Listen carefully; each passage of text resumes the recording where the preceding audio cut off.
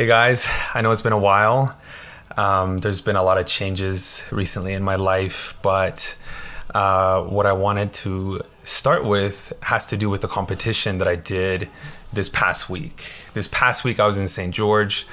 I'm fortunate enough to know a guy who runs Strongman competitions, and he invites me out, and they have been trying to, for like the past couple of years,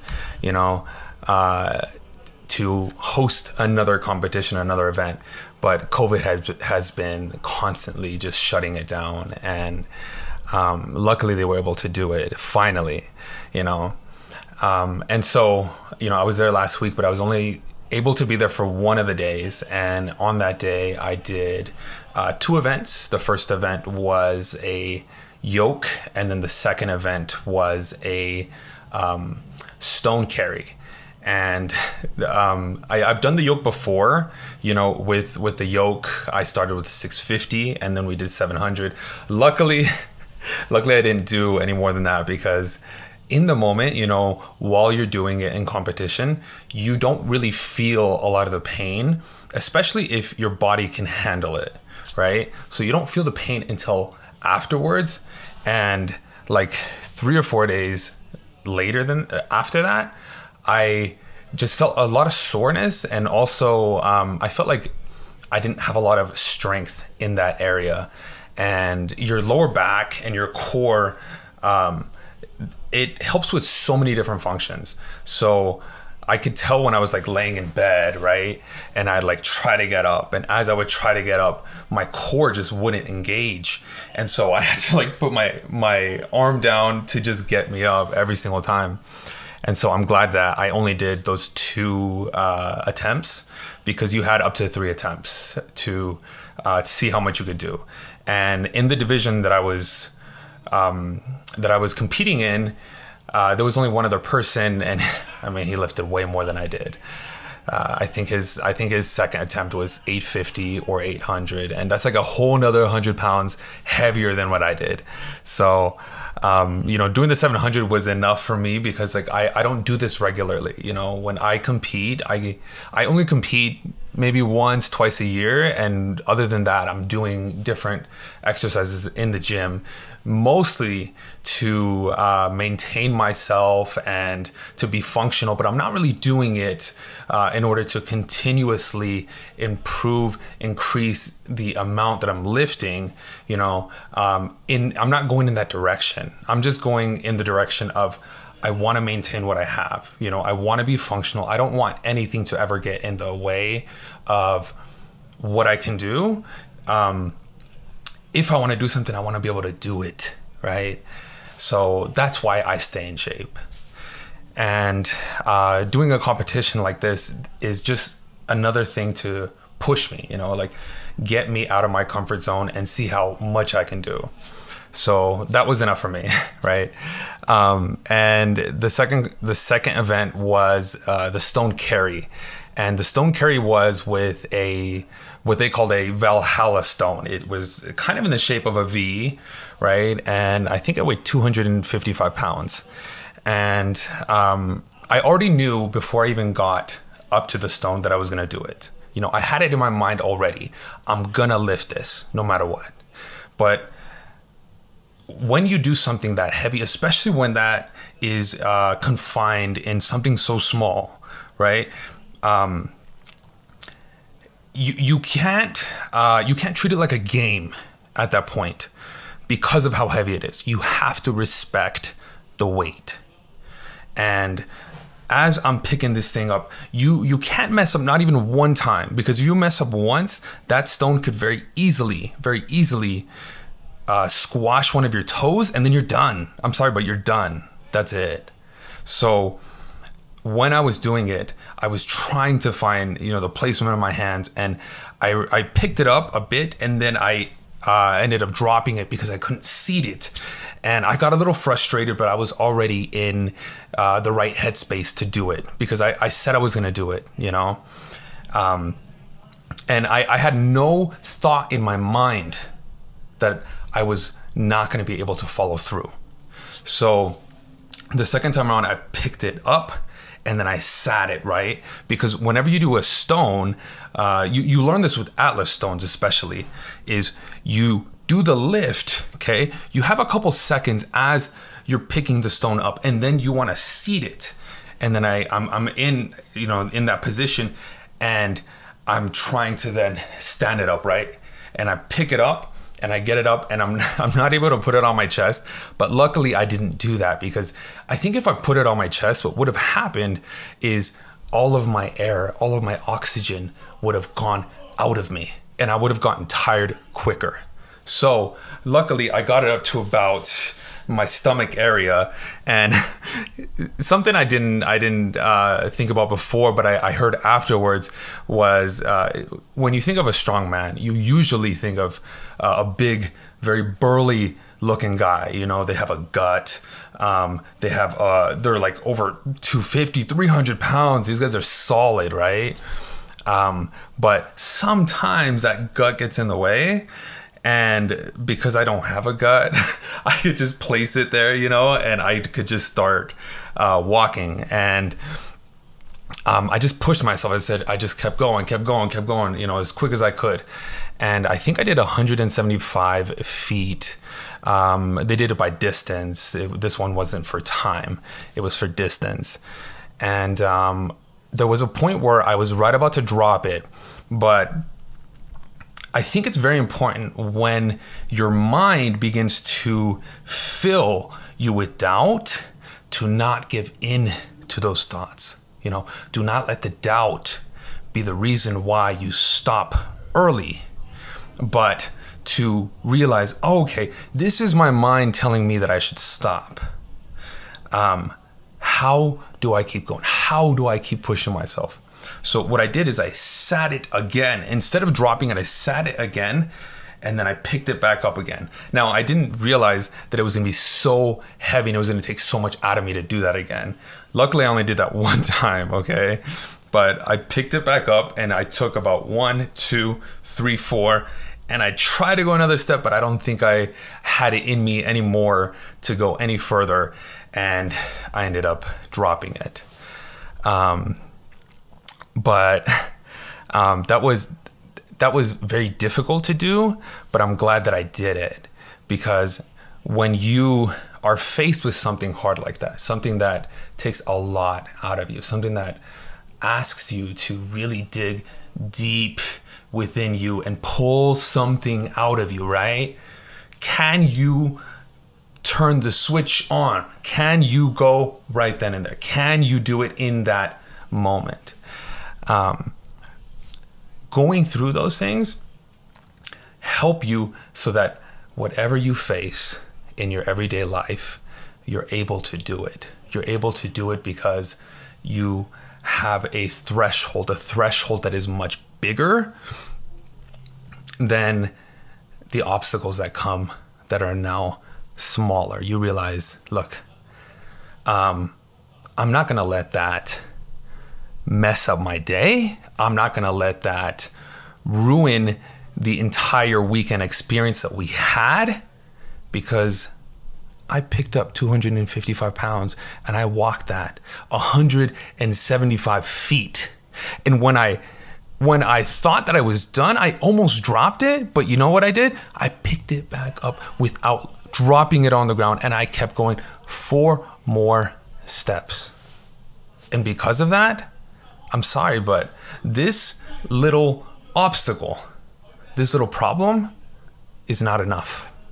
Is not enough to make me quit. That is why it's important that when we decide that we want to do this, go out of our way to do this. Like I work out constantly all the time. I'm at the gym every single day. But when I decide I'm going to go out of my way to compete, every now and then, to go out of my way to go to St. George. And then when things are hard, to follow through, to not give up, even when things seem like they are overwhelming. I'm very grateful that I still have opportunities to do this, and that I'm still invited back. You know, when I was there, they told me, hey, you're always welcome. You're always welcome. You can always come down here whenever we do a competition. And I appreciate it. Yeah. So that was my weekend. Today, actually, while I was at the gym, I saw an Atlas Stone. While I was there, there was a guy who was showing people pretty much how to just pick it up. Not really over the chest, because the way that I learned Atlas Stone was over the chest, right? Because if you had an implement in front of you, you want to throw it over this this pole or this rod, right? And it kind of looks like a squat rack, right? You're kind of throwing it over that. And the way that he had it is he just had it laid out with some pads, so somebody could, you know, pick it up and then just put it on the pads. And you know, he also wanted to provide an invitation because he'll be doing a class at Lifetime on Saturdays for Strongman. And that's pretty exciting, because that means that I don't need to really go anywhere else in order to train. I can train Strongman and then do the typical exercise that I do at my gym. And at this point in my life, what I need from a gym is convenience. I need to know that in the mornings when I decide that I want to go, that it's open. And I need to know that they have good equipment. I need to know that they have a clean environment, that everything is has maintenance, right? That everything is upkept. If something's broken, it's fixed. And then luckily now they'll be having Strongman classes on Saturdays, and I could just do that. You know, I have in the past had 3 memberships to 3 different gyms before, just because it was convenient for me at the time, because I was busy and I was also going to school and I was also working, and you know, it made it easy for wherever I was, I could just go to the gym that was right there, right? But I prefer, if I'm paying the amount that I'm paying for a Lifetime, which is one of the more expensive gyms that I've been to, I prefer to have everything there. And luckily, Lifetime does. I think I've been there since 2018, which is crazy. You know, how in the world did 4 years pass since then? And this whole time, they've been reliable. So I appreciate it so much that they're going to be doing that. And that gives me something that is not what I'm used to doing. Because whenever I train Strongman, it's rare. It's not something I do regularly, but if I start to include it, then I think it's going to help me a lot with the results that I'm seeing, because the type of training that I'm doing is mostly maintenance work. And what I've been doing lately is I've been doing 2 or 3 exercises supersetting, and I've been adding in bodyweight exercises. Bodyweight exercises have been helping me the most lately. And pretty much what I was going off of was the feeling. So, you know, I've been doing weights for a long time in my life. And sometimes when you do certain exercises, you don't feel it the entire time. Sometimes you feel it in the middle or at the end. And then, you know, during maybe as the weight is coming down, right, you're not feeling it in the muscle that you're trying to work. And I don't want to do that. I would rather feel it the most wherever with whatever I'm trying to work. So if I'm hitting my bicep, I really want to feel it as I'm coming up, as I'm contracting, and as I'm also coming down. I still want to feel it. And when I do bodyweight exercises, that has done that for me. So that's why I've been using them more now than I did before. Also, part of that has been because of my new relationship status. Since the end of January, I've been with this girl named Wendy, and a lot of the things that I've been doing have been changing, you know, adjusting to a new routine, a new schedule. And also my focus has changed, you know, instead of me focusing so much on what I'm doing in the gym and, you know, what can help me to improve and progress and move forward. My focus has gone to, you know, what I can do in this relationship to move the relationship forward, and also how I can help the kids. I now have 2, you know, little kids, a little boy and a little girl, and I feel like life is way more fulfilling. I had been looking for things in my life to make it like worthwhile, right? The effort that I put in, how much work that I do. When you don't really have a reason to do it, you start writing things down and you start like making these reasons. Like, what is gonna help me feel like I'm making the best use of my time, and how do I feel like my day's a success, right? And writing things down, checking things off, making goals, and completing those goals. That's great, but that's great to a point, you know. Like there's more to it than that, and sometimes it gets repetitive, and it doesn't fulfill you in the same way. Maybe in the beginning you see a lot of change and you get really excited, and then further down, the changes are hard to find. You know, the progress is slowed down until you find a bigger reason.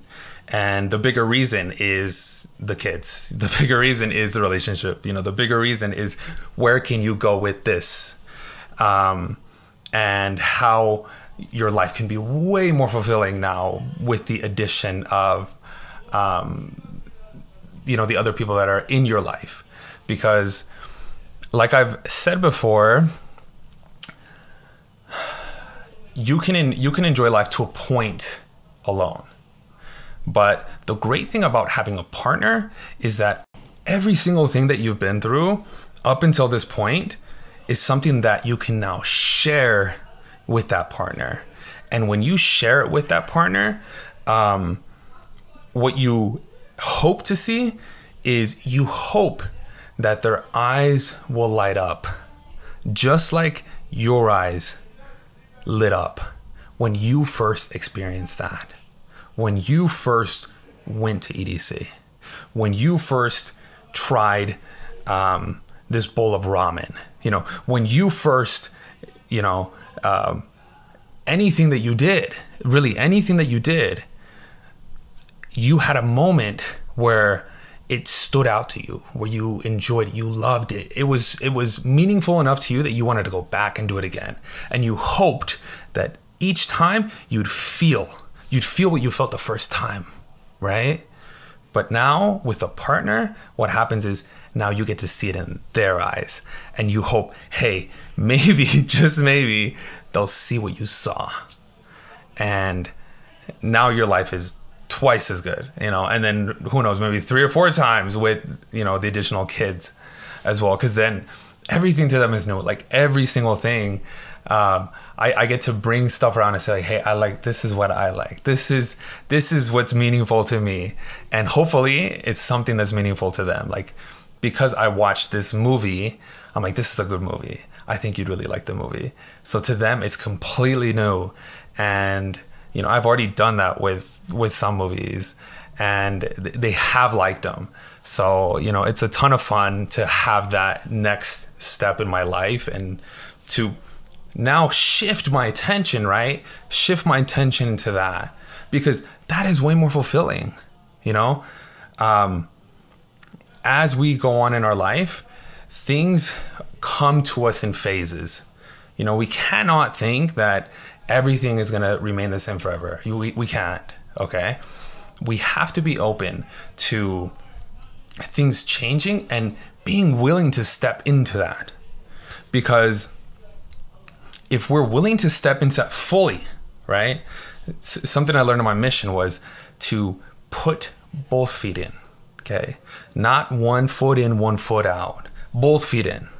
Fully give yourself to it, right? Once we are able to do that, then we're able to receive so much more from it, because we cannot expect to have something better and something new if we're not willing to give ourselves fully to it. Fully sacrifice everything that you were for what you will be. And something I haven't been doing as much as I was before was my cardio. Cardio, it's a good way of finishing, and it's a good way of staying fit, staying lean. But just doing my fasting, and I have been consistent when it comes to fasting, at least once or twice a week, 24 hours each time is enough, is more than enough. And I appreciate it so much that it is, because I can eat, these other things. I'm not on a diet, I'm on no diet. I'm just experiencing life. I'm letting myself eat, and I'm also just fasting once or twice a week, and that's good. And the cardio I'm doing here and there, just here and there. I have felt like doing some of my workouts are just like doing cardio anyway, because I don't take long breaks. I do supersets. I keep my heart rate elevated. And especially if I'm breathing heavy, this has to do especially with jumping lunges, jumping squats, anything that has to do with jumping. It really just takes the air out of me completely. And that is enough of a feeling, just like cardio is. And also, I've wanted to do cardio outside. I haven't been able to do that in a long time. It's just been way too cold. The other day I did it for the first time in, months since it stopped snowing and raining. I don't know how Utah over here, it snowed the other day, how it snowed in April. I saw one of my neighbors, his sprinkler system went off the other day, and I was like, is it time yet to put the sprinklers on? Because that's something I do, And I thought, no, I feel like it's too cold. It's still too cold in the mornings, And I decided not to. And the next day it snowed. I was like, no, how is Utah like that? I don't know. Like, Utah has very bipolar weather, but I don't think it's ever snowed to this point. I think in April it's supposed to start to be sunny. Like, things become green. Even my mom planted some tomatoes, and then it snowed. So I don't even know if they're gonna live after that. They're supposed to be planted when it's not snowing anymore. So hopefully the snow is done and it's over.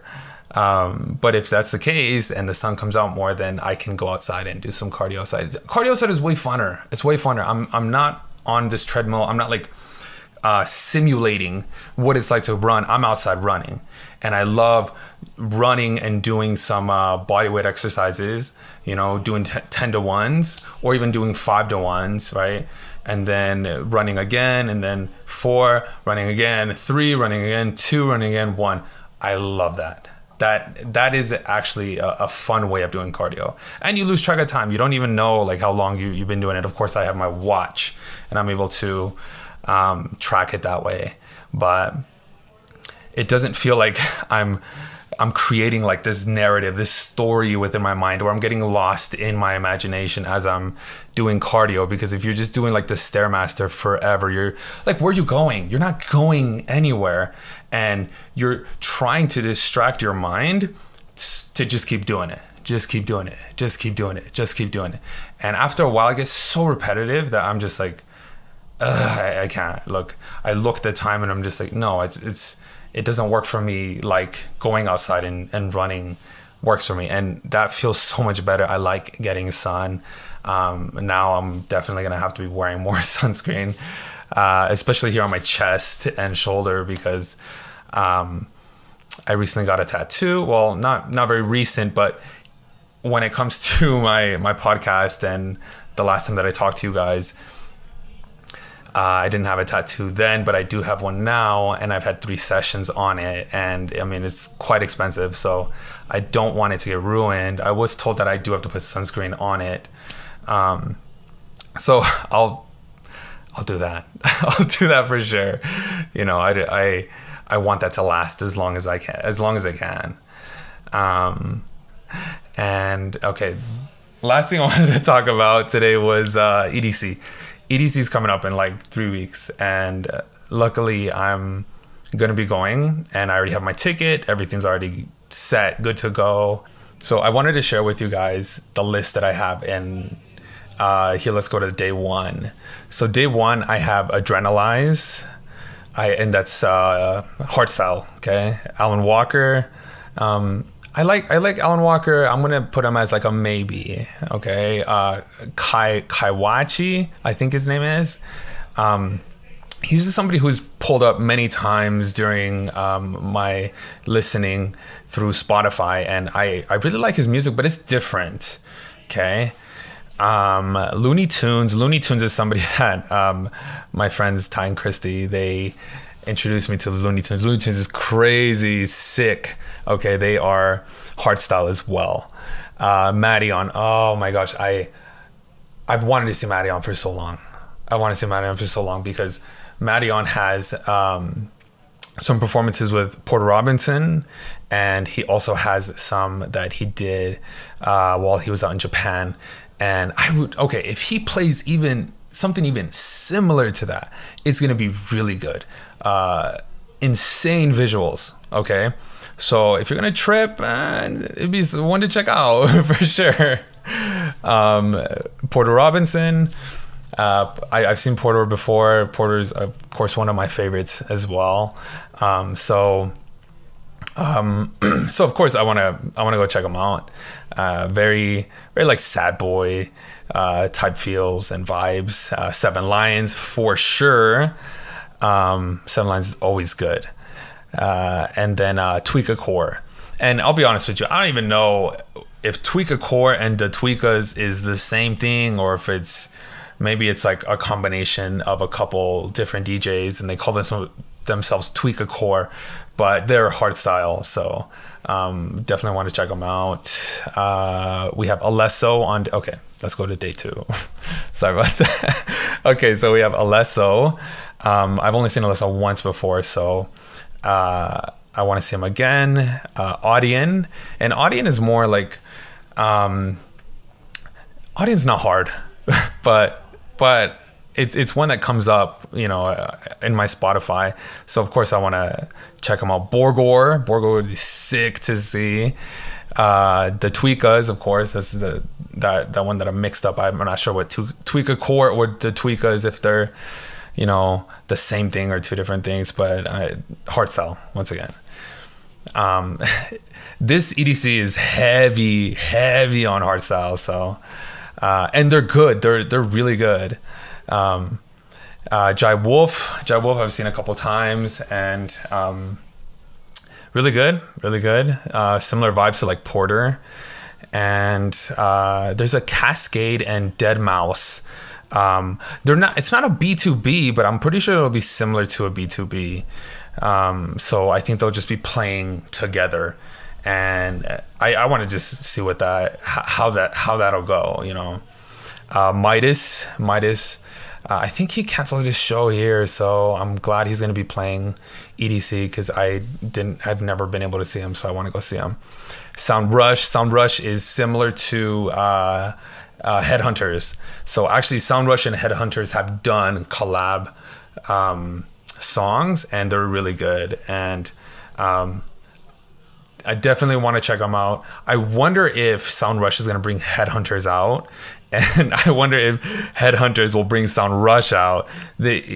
He may. Oh, you know what might happen? Headhunters might bring out Yellow Claw, and Yellow Claw might bring out Headhunters. That'd be sick, because they did a performance over at EDC in Mexico, and oh my gosh, that was an insane collab, or an insane B2B, because they're two different styles of EDM, and they both go hard, but they go hard in their own way. and I really enjoyed that one. It'd be cool to see it in person. The next one is Sub-Zero Project, another hardstyle, and then Yellow Claw for sure. Day 2. I really hope Yellow Claw doesn't play at like 3 a.m. because that'd be, man, way too late. But I'd want to at least see it, or at least part of it, right? Day 3, I have Excision. Everybody knows Excision. Excision is fucking wild. So it'd be, yeah. And okay, day 3 is stacked. By the way, it's stacked. I don't know how I'm going to even survive by the time we make it to day 3, but I'm going to do my best, make sure I'm eating some pho or some hot pot or something, throughout the days, and sleeping, because hey, if you're going to go 3 days to EDC, you better take care of yourself. You better make sure you eat, make sure you sleep, and drink plenty of water, because it is very hard to get through all 3 days. Headhunters is my absolute favorite DJ. I've never seen him in person. I always play him, and Headhunters is like when you're at a set and you are hitting your peak and you just want the peak to keep going. Headhunters is the peak for the whole set.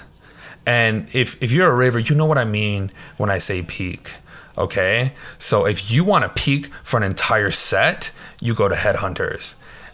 It's going to be sick. I've never seen him at EDC, so the fact that he's going is a huge deal. And I don't know when I'll go to EDC again. So I'm grateful that, he's playing. He's playing at EDC, and he's playing at, an event that I'm going to. And then Millennium, I went to Millennium at the Legion Stadium, 4 hours worth of music. Every single time he plays is really good. Vocals, the songs with vocals are just the best. Very easy to sing along to, and you just get lost in the music. Lady Faith is another hardstyle. She is insane. Okay. When I first heard her, she didn't even go by the name Lady Faith. I think she was just a vocalist on a song, and the song did so well that she just kept making music, or she's been doing this for a long time, and I didn't know who she was for a long time. But after hearing that one song, I was like, oh shit, I have to listen to more and, see what she's about. And she's really good. So I'd love to see her in person. I have Rez down. Rez is a little different. I'm open to going to other people, but I just put it on my list, see if anybody else wants to check out Rez. San Holo, I love San Holo. I've seen him a couple times here. A different vibe, a more lovey vibe. Funny, I've fallen for some people while I listen to San Holo. So kind of takes me back to those moments, Wild Styles is another hardstyle DJ.